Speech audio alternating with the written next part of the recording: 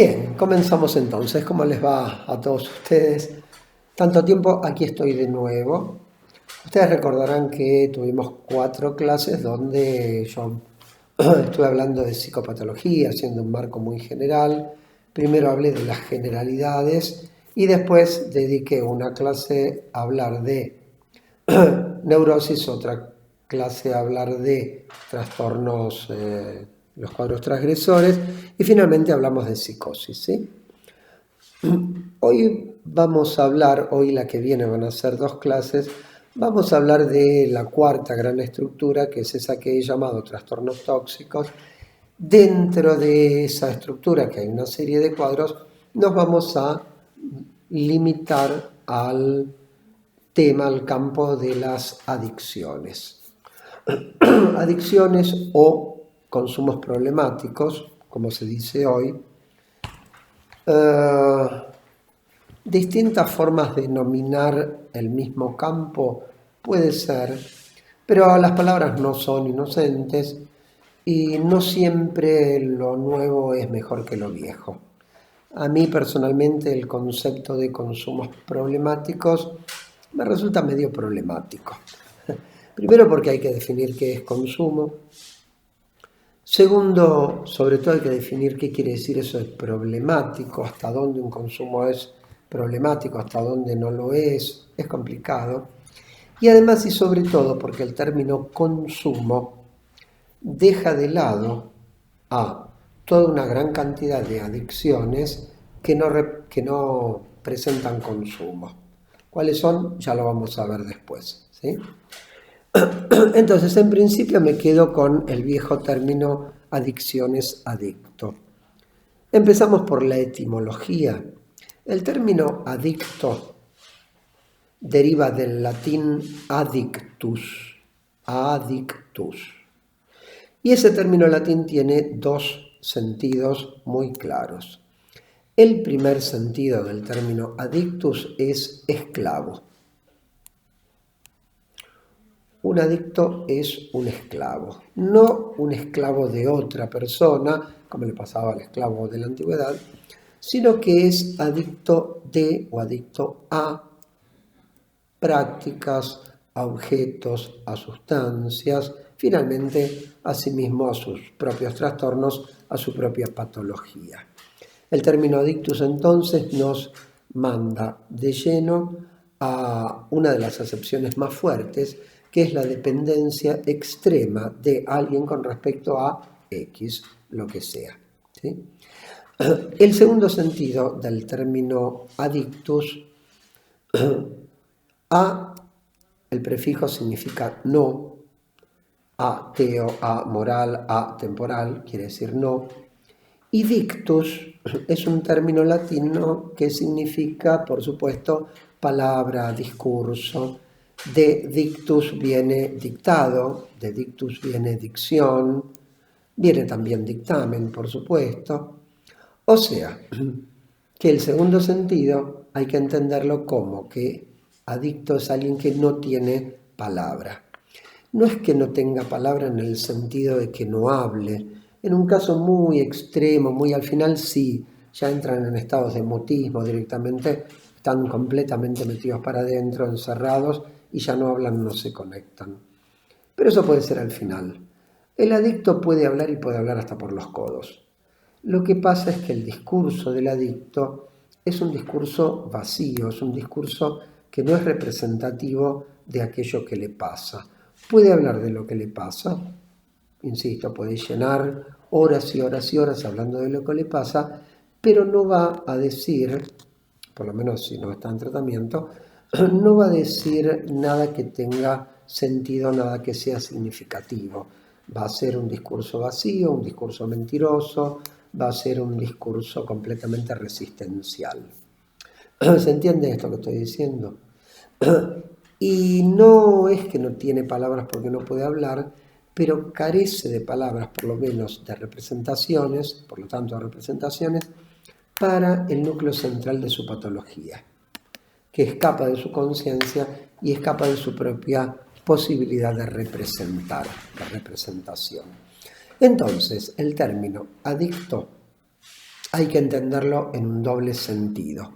Es alguien que es un esclavo de X y que además no tiene palabras, lo cual es lógico, porque el esclavo no tenía palabra. Es decir, tenía palabra, no es que no hablaban, pero su palabra no era reconocida como tal porque el esclavo no era considerado un ser humano, era un animal de trabajo, un animal de carga. Entonces, lo que podía decir no tenía sentido, o en todo caso estaba dirigido a alguien, a un otro, el esclavista, que le negaba el ser. O sea, le negaba su ser humano, por ejemplo, le negaba su condición de persona. ¿Se comprende esto? Y esto también está presente en el adicto moderno. Es alguien que es esclavo de algo que no lo reconoce. Pero esto por ahí más al final se va a entender mejor. Entonces, en primer lugar, la etimología del término adicción, adicto, esclavo, sin palabras. Rasgos centrales y principales de todas las adicciones, porque hay muy distintos tipos de adicciones, ¿sí? Que tienen que tener, por supuesto, rasgos diferenciales, si no serían lo mismo, pero tienen que tener rasgos en común porque si no, no caerían dentro de la misma categoría. Uno de los rasgos más notables, principales, centrales de la adicción, de toda adicción, es el carácter de impulsividad que tiene la conducta adictiva. O sea, la conducta adictiva es una conducta irrefrenable. El sujeto no puede parar. ¿Sí? Irrefrenable, compulsivo, es algo donde el sujeto, por más que quiera resistir, no puede resistir. O sea, es algo que se lo lleva puesto.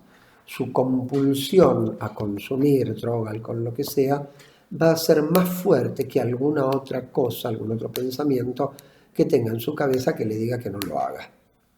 Por eso lo irrefrenable, porque no tiene freno. O también puede ser mucho más fuerte que cualquier palabra que pueda escuchar desde afuera. ¿Se entiende? Porque el adicto no se escucha a sí mismo, su parte sana, vamos a decirlo de esta manera, pero tampoco escucha a los otros. ¿Sí? El adicto está... Digo el adicto, digo la adicta porque no es un problema de género. Los adictos genéricamente están como atrapados, encerrados, demasiado compenetrados con su sustancia, su objeto, su práctica adictiva. ¿Sí? Entonces, primer punto para marcar la cuestión de lo irrefrenable, la cuestión de lo compulsivo. Esto significa que el adicto transgrede los límites. Esto significa que el adicto no se frena. Esto significa que el adicto no puede parar. Esto significa que el adicto no le hace caso a los otros. Es muy difícil hablar con un adicto o con una adicta porque están tan entregados a su práctica, tan metidos en su patología, que prácticamente se vuelven sordos, son inabordables. Entonces, dije lo de irrefrenable. Segundo punto que lo acabo de mencionar, el problema de la retracción. Un adicto es alguien que está encerrado en sí mismo, que está encerrado en su mundo. Vamos a decir una retracción narcisista patológica, muy patológica, y un grado de desconexión muy grande con respecto al mundo externo, con respecto a los otros. El adicto puede tener una fachada de sociabilidad, ¿sí? Porque puede ser simpático, entrador, está en fiestas, ¿verdad? Todo esto es muy bonito, pero todo eso es superficial, porque de fondo es él y su sustancia, es él, ella y su práctica. ¿Se entiende? Y el resto cuenta poco. El adicto suele hacer una carrera, así como uno hace jardín, primaria, secundaria, universidad, doctorado, etc., también hay una carrera dentro del adicto, de las adicciones. El adicto no pasa de 0 a 100 en 10 segundos, suele ir llevando etapas más rápido, más lento. Al principio de su camino, la cuestión de la retracción no es muy visible, porque habla, porque trabaja, porque tiene amigos, porque tiene familia. En la medida en que va avanzando la adicción, en que va empeorando la adicción, entonces ahí uno se da cuenta lo retraído que está, lo metido para adentro que está, hasta que llega un punto en donde su vida es la droga, el alcohol, la comida, el juego, cual fuere su adicción, ¿se entiende? Y todo lo otro o no existe o es muy escaso el interés verdadero que pone en eso. Esto puede incluir también, por supuesto, a la propia familia. Adictos recuperados te cuentan, dicen yo, las cosas que yo he hecho con mis hijos, dice. ¿Sí? Sobre todo las cosas que no hizo, porque estaba totalmente perdido en lo de él. Las adicciones son trastornos graves. Por supuesto, hay niveles de adicciones. Acá podemos empalmar con lo de consumo problemático o no problemático. Hay adicciones más leves quiere decir que no son tan graves y que el conjunto de la persona no está tan implicada en su adicción. Tomemos un ejemplo de los más comunes, el tabaquismo. ¿Sí? El tabaquismo es claramente una adicción, claramente es una adicción. Pero hay gente que fuma 10 cigarrillos por día, hay gente que fuma 3 cajas por día. ¿Es lo mismo fumar 10 cigarrillos que fumar 60? No, no es lo mismo. ¿Qué indica eso? Un grado mayor de dependencia, de necesidad compulsiva de apelar a eso de lo cual depende. ¿Se comprende esto?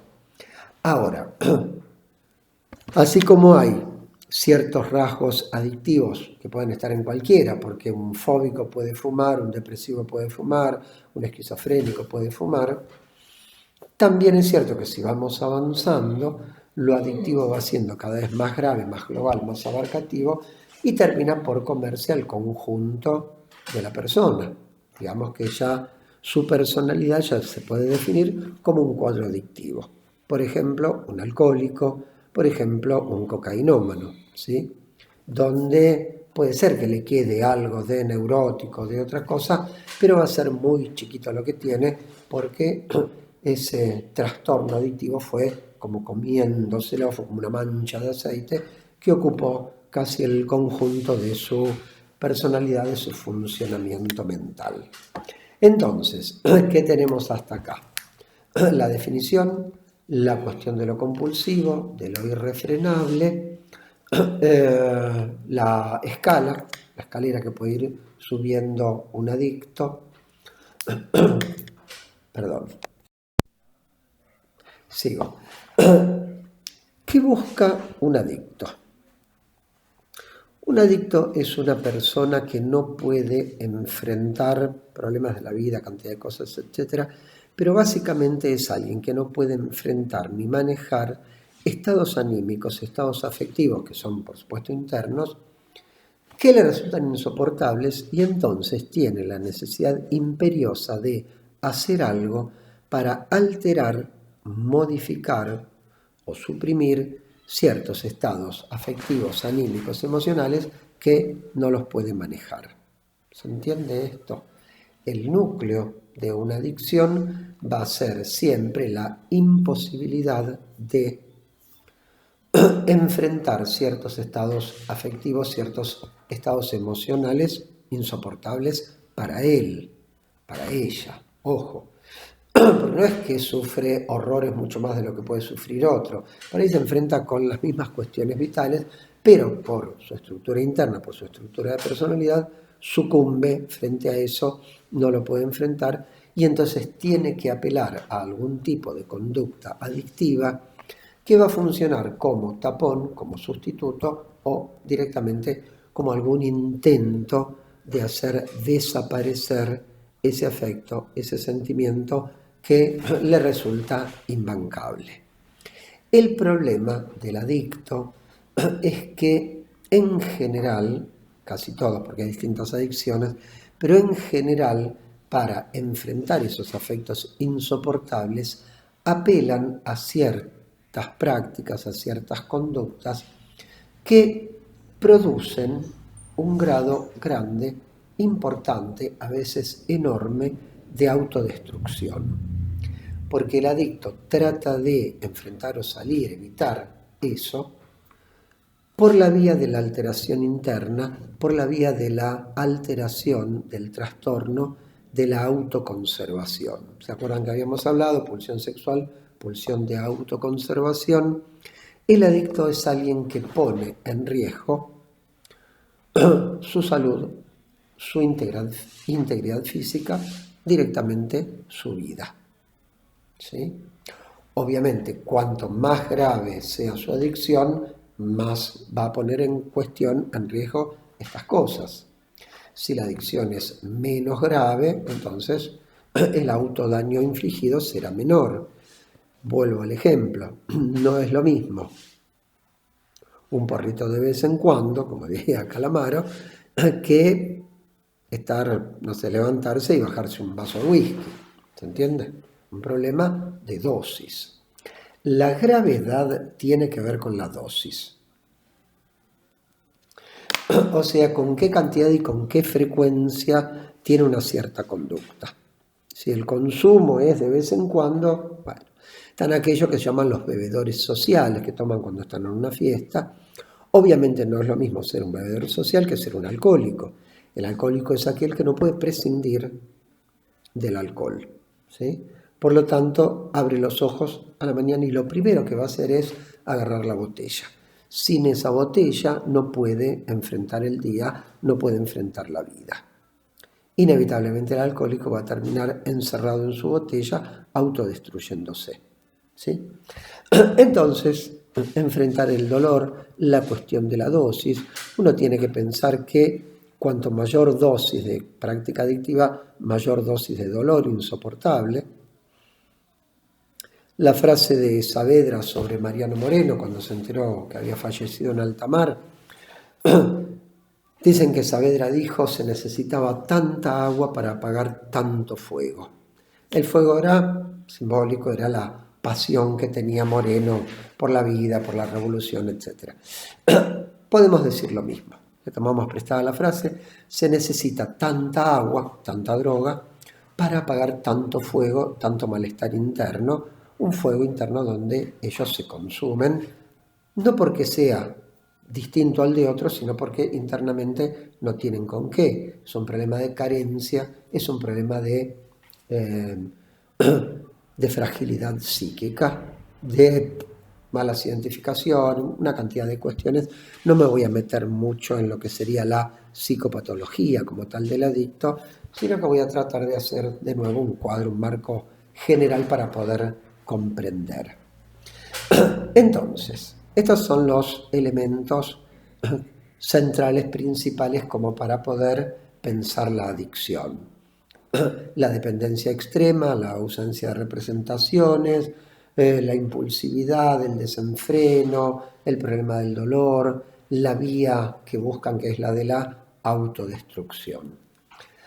Por supuesto, hay muy distintas adicciones, ¿sí? El campo es muy amplio, es muy heterogéneo.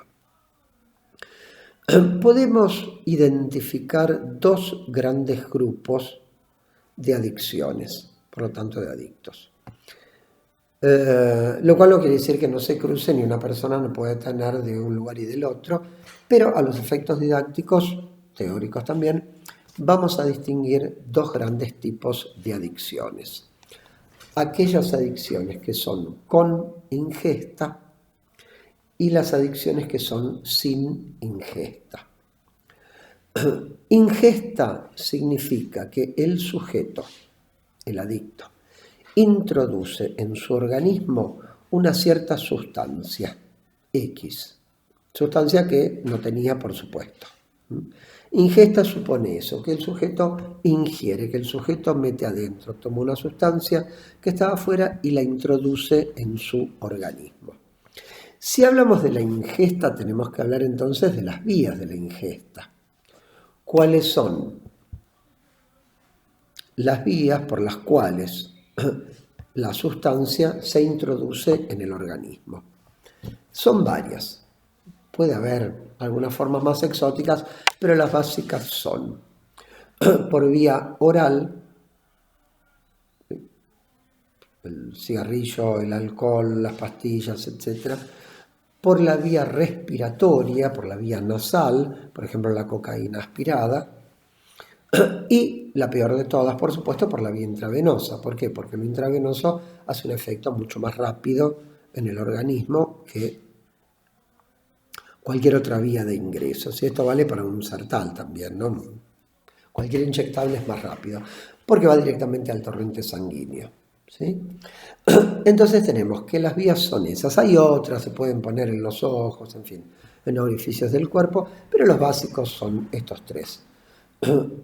La vía oral, la vía respiratoria y la vía intravenosa, que es siempre la peor.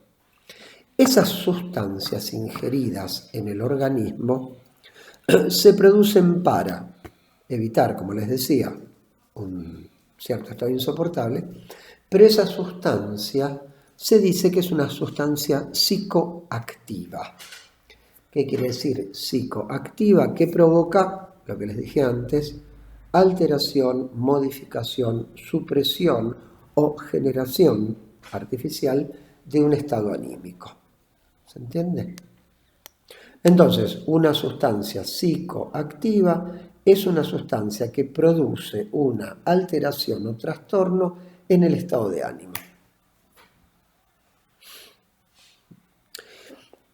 Los efectos psicoactivos también pueden ser muchos, pero hay 4 que son los principales que también se pueden combinar entre sí. Y esos 4 efectos psicoactivos principales son sedantes, estimulantes, hipnóticos y alucinógenos. Esos son los 4 efectos que puede producir una sustancia psicoactiva cuando se ingiere, cuando entra en el organismo. Y ojo que ese efecto que produce es químico y por lo tanto es un tanto independiente de la voluntad o de la estructura anímica del sujeto. Quiero decir, producen ciertas cosas. Ahora vamos a verlas. Empecemos entonces. Los estimulantes. Estimulante quiere decir que te pone pum para arriba. Producen estados de exaltación anímica, de euforia, de bienestar, siempre artificial, porque todo esto es artificial. No es lo mismo estar contento porque a uno las cosas le salieron bien que estar contento porque uno tomó una pastilla de éxtasis. ¿Se entiende esto? Todo estimulante se toma cuando alguien está abajo o cuando tiene miedo de caer. Por lo tanto, los estimulantes son, todos ellos, antidepresivos. Prototipo de sustancia estimulante, la cocaína. La cocaína es algo que produce un efecto de euforia, una sensación de omnipotencia, de exaltación muy fuerte y en un plazo muy rápido. De nuevo, cuanto más estimulante ingiera el sujeto, más necesita salir de una depresión de base. ¿Sí? Los sedantes. El sedante es algo que calma al sujeto. Si te calma es porque estás alterado, porque estás nervioso, excitado, ansioso, desbordado, desenfrenado, etcétera, etcétera. Entonces necesitas algo que baje eso como para regularlo, ¿sí? Cuanto mayor cantidad de sedantes se toman, de nuevo, es porque el sujeto está muy arriba, muy alterado, o porque tiene miedo de alterarse, ¿sí? Ejemplo, prototipo del sedante es Por supuesto, la marihuana. La marihuana, el porro, es un sedante. Te deja paz y amor, digamos. ¿Sí? Por lo tanto, el sedante es un ansiolítico, te calma la ansiedad. Otro ejemplo de sedante, por supuesto, el cigarrillo. Por eso dejan el cigarrillo y se desesperan, se comen las uñas, se comen todo lo que encuentran por ahí, están alterados, de mal humor, no pueden dormir, tienen un estado ansioso que ellos controlaban con el cigarrillo. Cuanto más cigarrillo, más necesidad, por supuesto, de bloquear esa ansiedad. Tercer efecto psicoactivo, el hipnótico, que es un sedante mayor que directamente te pone a dormir. Te planchó, perdiste la conciencia, dormiste. Ejemplo, el opio, que se saca de una planta que se llama la amapola. En Oriente, viene de allá, a la amapola le dicen la adormidera. ¿Por qué adormidera? Porque te pone a dormir, claramente. ¿Sí? Es una sustancia que te duerme, que es el grado mayor del sedante, ¿no? Por supuesto. Y también es el grado mayor de la desconexión del mundo. ¿Recuerdan que les decía lo de la retracción, ¿no? El sujeto se retrae, pero hasta cancela la propia percepción, por lo tanto, duerme. Y el cuarto efecto psicoactivo es el alucinógeno, o sea, produce alucinaciones. Acá tenés, esta es otra diferenciación que hay que hacer entre las drogas, que se habla de drogas duras y blandas. La droga blanda, por ejemplo, la marihuana, la droga dura, la cocaína. Los alucinógenos son todas drogas duras. Duro quiere decir que tienen mucha potencia psicoactiva y también cuanto más potencia psicoactiva, más dañina resulta. Además de esto de duro y blando, natural o artificial. Hay alucinógenos que son naturales, esto quiere decir que están en las plantas. Por ejemplo, el peyote. Es un hongo que crece en los desiertos, en México hay bastante de esto, lo usan los chamanes para entrar en trance. Vos te comes un peyote, un hongo chiquito, te comes uno, alucinás. Seguro que alucinás independientemente de quién seas. Te comes dos, puedes tener una sobredosis. Con 3 te morís, porque es altamente tóxico aparte. ¿Entiendes? Después tenemos lo que llaman las drogas de diseño o artificiales de laboratorio, como por ejemplo el LSD, el ácido lisérgico, que también es un alucinógeno. ¿Sí? Entonces, estos son los 4 efectos psicoactivos posibles, que son sedante, estimulante, hipnótico y alucinógeno. Cualquiera de estos efectos se puede obtener mediante sustancias naturales o mediante sustancias artificiales y vamos a distinguir entre duro y blando. Lo de duro y blando también depende de la forma, de la manera en que se procesa la sustancia. Por ejemplo, la marihuana, el porro, es un sedante, ¿sí? Pero es un sedante, una droga blanda, por cómo se lo consume acá, que es bajo la forma del porro, del cigarrillo. La hoja se pone a secar, se la tritura, se arma un cigarrillo, se fuma, es un sedante. Pero hay otra manera de procesar la marihuana, la planta, la cannabis, que es lo que se llama el hashish. H-A-S-C-H-I-S, hashish, término árabe. ¿Qué hacían ellos? Hervían la hoja, la hervían, hasta que hacían una pasta muy densa, le metían kilos de azúcar porque es muy, muy amargo. Lo dejan enfriar, hacen caramelos, lo separan, lo dejan enfriar y se los comen como un caramelo cualquiera. El hashish es alucinógeno. O sea, es la misma planta, pero el proceso de cocción le cambia su naturaleza. ¿Se comprende esto? Entonces, qué sé yo, lo mismo que el alcohol. Una cosa es el vino, otra cosa es el ron. La gradación alcohólica no tiene nada que ver. Un vaso de ron es una botella de vino, más o menos. ¿Sí?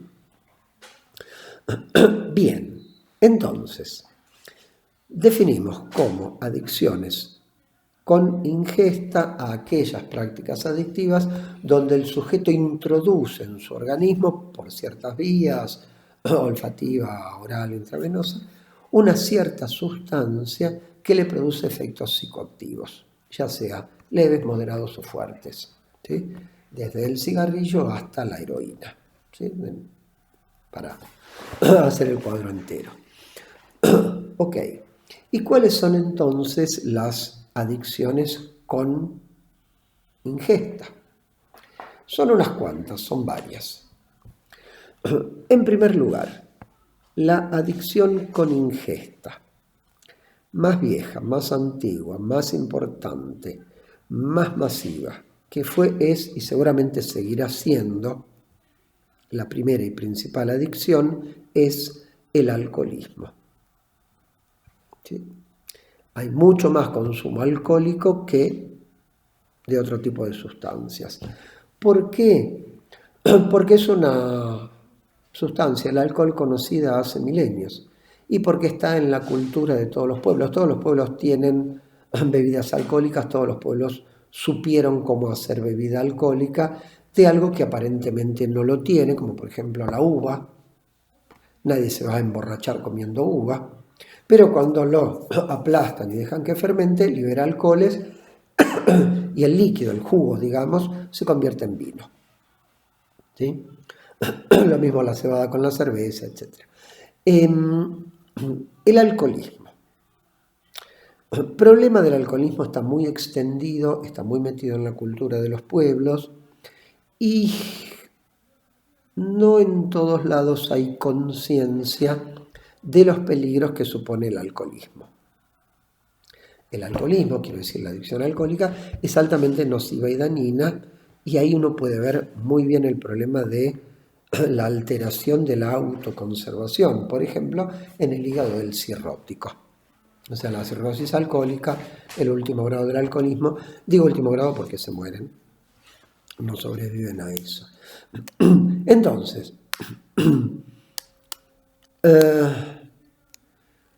yo digo alcohol, hay que decir alcoholes o hay que decir bebidas alcohólicas porque hay muchos tipos de bebidas alcohólicas y las vamos a agrupar por la forma de producir la bebida, pero además por la gradación alcohólica. La forma clásica conocida por todos los pueblos para producir una bebida alcohólica es la que se llama por fermentación, que es como se hace el vino, lo dije recién, ¿no? Se aplasta la sustancia, la uva, el fruto, lo que sea, se lo deja macerar, fermenta y de ahí se saca la bebida alcohólica. Las bebidas hechas por fermentación tienen una gradación alcohólica menor a las bebidas alcohólicas que se hacen por la otra vía, que es la de destilación. Las bebidas destiladas. Para destilar una bebida hubo que esperar a que apareciera el alambique. Y el alambique es de la Edad Media. O sea que hasta la Edad Media todas las bebidas alcohólicas eran por fermentación. Ahí aparecieron las bebidas destiladas. Las bebidas destiladas suelen ser llamadas también bebidas blancas y son las que tienen una gradación alcohólica mayor. Por ejemplo, la cerveza tiene un 4% de gradación alcohólica, es muy baja. El vino anda entre 8 y 12. Los licorcitos esos tan ricos de huevo, de chocolate, de dulce de leche, de anís y qué sé yo, esos andan 18, 20. Un Campari, un Gansia andan 25, 30. Ahora, el whisky tiene 40, pero el whisky se destila, no se fermenta. El ron, el tequila, el vodka, esos andan en 50, 60, 70 de gradación alcohólica. Es una barbaridad, es alcohol puro. ¿Se entiende? O sea, un vaso de whisky son 10 vasos de cerveza. Por eso no se trata tanto de cuánto tomó alguien, sino de qué tomó. Y además de, por supuesto, el problema del tiempo, ¿no? ¿En qué lapso de tiempo se bajó una botella de vino? ¿Se la tomó a lo largo de un día o se la tomó en el almuerzo? Y después la combinación, solamente vino o además toma whisky, cerveza, ¿se entiende esto? Tragos, daiquiris, todo eso. ¿Sí? Con respecto a lo de la impulsividad y el desenfreno, hay una ecuación que tiene que ver con la cantidad distribuida en el tiempo. Cuanto mayor cantidad en un lapso menor, más serio es el comportamiento adictivo. Poquita cantidad en un lapso mucho mayor, ¿sí? Ahí podemos hablar de consumos. ¿Se entiende esto que digo? Vamos a decirlo de esta manera, el adicto grave necesita repetir muy seguido su consumo, ir aumentando las dosis, porque ya no le produce el mismo efecto que le producía. ¿Se entiende? O sea, volviendo a Saavedra, no apagan el fuego con esto, no lo apagan de ninguna manera, ¿sí? Sigue presente el fuego en ellos. Entonces, primero, el alcoholismo. Segundo, el tabaquismo. El tabaco es veneno, hace desastres, el cigarrillo tiene como 40 sustancias tóxicas, de las cuales 4 o 5 además son cancerígenas. El tabaco nació en América, los españoles lo encontraron en América, lo llevaron allá, les gustó mucho, empezó a circular, la corona empezó a cobrar impuestos, con lo cual ya, como además aportaban a la corona, ya nunca más se combatió el tabaquismo. Hasta estos tiempos muy modernos, no sé, 20 años a esta parte, donde la campaña antitabaco es fuerte, es firme, acá en la Argentina se hace y dio resultados, porque ha disminuido bastante el consumo de tabaco. El tabaco, igual que el alcohol, son drogas legales. Esta es otra forma de clasificar a las drogas, legales o ilegales. Drogas legales son las autorizadas. Ojo, esto varía, todos recordamos en Estados Unidos la ley seca, Al Capone, los intocables, ¿viste? Toda esa historieta. Puede ir y venir. En los países árabes el alcohol está prohibido por la religión, no lo quieren, consideran que no es admisible moralmente, religiosamente, por lo tanto ellos no toman, por lo menos en público. Así que esto es variable, pero alcohol y tabaco son drogas legales. Y alcohol y tabaco han sido históricamente emblemas masculinos. El hombre fumaba, el hombre tomaba vino. La mujer no fumaba y a lo sumo un licorcito, ¿viste? No pasaban de ahí. Pero el mundo avanzó, la sociedad también, la mujer fue conquistando derechos, entre otros derechos también, por supuesto, el de tomar y el de fumar. Dicen los médicos que el organismo femenino es más frágil, más vulnerable al alcohol y sobre todo al tabaco que el organismo masculino. Con lo cual también se han hecho a sí mismos, por supuesto, mucho daño, tomando y fumando. Tenemos alcohol, tenemos tabaco, tenemos un tercer grupo de drogas también legales, que son los psicofármacos. A ver, me van a decir, el psicofármaco lo hacen los laboratorios, uno no fabrica sus psicofármacos como puede hacer vino en la casa. Es cierto. ¿Son drogas? Sí, son drogas. ¿Son útiles? Sí, son útiles, por supuesto. Hay pacientes psicóticos, autistas, que sin psicofármacos directamente no pueden estar. Pero yo estoy hablando acá del uso abusivo de los psicofármacos. Y acá sí. Así como en cocaína hay muchos más hombres que mujeres, claramente, en psicofármacos 7-1 las mujeres con respecto a los hombres, 7-1 en serio. El psicofármaco tiene un problema, y es que lo receta cualquiera. Si ustedes tienen un problema del corazón, el neurólogo no se va a meter y le va a decir vaya a ver al especialista y no te hace una receta. Si vos tenés un problema, no sé, estomacal, el gastroenterólogo es el que te atiende y el cardiólogo no se va a meter. ¿Se entiende? Respetan sus territorios los médicos. Con el psicofármaco no, porque todo el mundo lo receta. El psiquiatra, por supuesto, el médico clínico, el obstetra, el cardiólogo, el esto, aquello, el otro. Y entonces hay una circulación de psicofármacos verdaderamente notable. Argentina es un país que tiene un consumo altísimo, pero altísimo, de psicofármacos. ¿Qué hace el psicofármaco más allá de la función específica en esos cuadros donde es imprescindible? Es una forma de medicar el malestar social, el malestar humano. En lugar de ver qué pasa, por qué se sienten mal, etc., pastillita. ¿Sí? Lo resuelven con pastillas, como en esa canción de Sabina de pastillas para no dormir, pastillas para no soñar, pastillas para cualquier cosa que le pasaba, iba y se tomaba una pastilla. Por otro lado, atrás de las adicciones de casi todas hay grandes negocios. La industria farmacéutica mueve fortunas, la industria del narcotráfico mueve fortunas, la industria tabacalera, la de las bebidas alcohólicas. Entonces hay, además, inducción social, intereses creados, etcétera, etcétera, para que esto circule.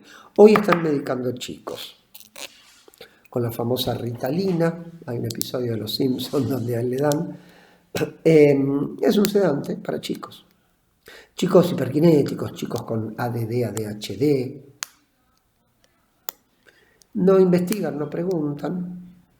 Les dicen a las maestras que el problema es orgánico, entonces los mandan al neurólogo. El neurólogo les da Ritalina. O sea, estás medicando a chicos de 8 años. Si a los 14 agarraron el porro, no te quejes. Si vos le estás dando falopa desde los 8. ¿Se entiende esto, no? Entonces, alcohol, tabaco, psicofármacos. Vamos entonces, sí, finalmente a las drogas. Lo que llamamos drogas comúnmente, marihuana, cocaína, paco, etc. Las drogas son ilegales, por lo menos acá en la Argentina. Vieron que en Uruguay la marihuana es legal. En Holanda es legal también la heroína. La heroína acá casi no entró, por suerte, porque es mucho peor que la cocaína. Hace desastres. La heroína hace desastres, es terrible, terriblemente tóxica, destructiva. Algunas son blandas, ya le dije, la marihuana, otras son duras. Muy difícilmente alguien entre en el terreno de las adicciones por la puerta de la droga como tal, de la droga específica. Suelen entrar por otro lado. ¿Por dónde? Alcohol y tabaco, básicamente. Esas son las dos puertas de entrada. Después hay gente que, o sea, toma pero no se hizo alcohólico, hay gente que probó y no se hizo fumador, hay gente que fuma y toma pero no probó, nunca se inyectó cocaína, ¿se entiende? Pero, digamos, estas son las drogas ilegales. Atrás de esto está la mafia, ya lo sabemos, el Chapo Guzmán, el Señor de los Cielos, bla, bla, bla, todo eso que ya hemos visto tantas veces, no hace falta abundar. Acá inventamos, además de la virome y el dulce de leche, tan originales siempre, inventamos el paco, pasta base de cocaína, que es una sustancia que se hace con los desechos de la cocaína más otras porquerías que le meten, que puede ser, qué sé yo, no sé, tecal en polvo, vidrio molido, cualquier porquería le ponen. El paco es veneno, digamos. Darle paco a un chico es para quemarle la cabeza, literalmente, no metafóricamente, les queman la cabeza. Les queman la cabeza, es una forma de eliminar chicos, sobre todo chicos pobres, que se supone que están de más, que sobran en este mundo, ¿viste? Porque no tienen lugar. Entonces el paco es directamente una política de exterminio, ¿sí? Hay gente que lucha contra esto, el famoso Padre Pepe, las madres contra el Paco, etcétera, etcétera. Son reacciones de la sociedad civil frente a esto que es realmente terrible. Terrible, el Paco es cianuro. Cianuro en 6 meses les destrozan, pero les destrozan el cerebro y después de ahí no vuelven. Son esas sustancias en donde la cuestión autodestructiva se ve a full, ¿sí? Donde además no se puede negar. ¿Quiere matarse el adicto? Un graffiti que vi una vez en una pared decía: la droga mata de a poco, y abajo con otra letra habían puesto, no importa, no tengo apuro. El consumo, o sea, la ingesta, al principio da una sensación de euforia o de bienestar artificial porque están tranquilos y demás. Y las sustancias estimulantes sobre todo les pueden servir para sentirse omnipotentes, todopoderosos. Si avanzan en el tiempo y en el consumo, en la gravedad, llega un momento donde la cuestión autodestructiva está a flor de piel. Está a flor de piel. Y te lo dicen de manera cínica y bueno, no me voy a quedar para semilla, nadie vive eternamente, de algo hay que morir, etc. Entonces, esto es con respecto a las adicciones con ingesta, donde el sujeto introduce en su organismo una sustancia psicoactiva, etcétera, etcétera. Ahora, hay otros tipos, otra gran categoría de adicciones que son sin ingesta, donde el sujeto no ingiere nada, no se mete nada en el cuerpo. Por eso digo que el término consumos problemáticos es un término que a mí no me gusta porque deja afuera a todas las adicciones que son sin consumo, sin ingesta. De esto voy a hablar la clase que viene, se los menciono nomás así por arriba para que sepan de qué estamos hablando. La adicción al juego, la llamada ludopatía, la adicción al trabajo, los workaholics, como dicen los ingleses, work, trabajo, las anorexias, que no comen, ¿sí? La compulsión a las compras, la adicción a internet, a las pantallas, la adicción al sexo, una cantidad de adicciones que también son adicciones y que también buscan salir de estados insoportables, buscan alterar sus estados de ánimo, pero no se meten nada en el cuerpo. ¿Ok? Bien. Con respecto a... Sí, 2 o 3 minutos más. Películas y series para ver adicciones con ingesta, las que ustedes quieran. Sobre alcoholismo tienen una película que es buena, que se llama 28 días, con Sandra Bullock. Sobre todo está bueno el comienzo. Después el tratamiento, qué sé yo, y la parte del caballo, al final donde dobla la pata, eso es Hollywood. Pero la parte primera de la película está muy bien encarada, sobre alcoholismo. Sobre adicciones a drogas, tienen mucho, lo que ustedes quieran. Trainspotting, una película de unos 20 años, adictos a la heroína en Edimburgo, en Escocia, muy buena. El Lobo de Wall Street, donde además de ser unos sacados totales con la plata y la ambición y que no dormían, se daban con todo, se tomaban lo que había.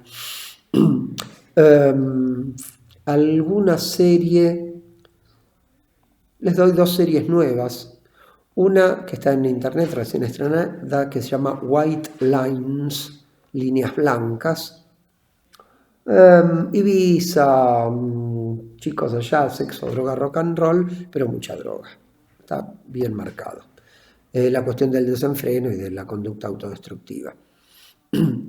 Otra serie, mucho más dura, mejor serie, pero muy dura, que está en HBO, que se llama Euforia, con PH, Euforia. Con Zendaya, no sé cómo se pronuncia, una chica Disney, que creció, está haciendo... Son creo que 6 capítulos. El primer capítulo, ella tiene 16 años, una sobredosis, y la internan y casi se muere por sobredosis. Muy dura, muy bien hecha, muy buena serie. Y lo mejor de lo mejor, esta está en Netflix, es muy dura, yo lo lamento en el alma, pero todo esto es así, acá no hay nada blandito, que se llama Requiem por un sueño. Un requiem es una oración fúnebre. La historia de 3 chicos en Estados Unidos, él, la novia, el amigo, consumidores de drogas inyectables, se picaban. En la jerga picarse es inyectarse. Hay que ver la película, hay que ver cómo está hecha, hay que ver cómo terminan ellos. La película es genial. Y después, bueno, tienen todo lo que ustedes quieran porque este tema es un tema muy, muy trabajado. Bueno, dejo acá entonces y la semana que viene vamos a hablar de las adicciones sin ingesta. ¿Listo? Muy bien. Buena semana para todos, nos vemos.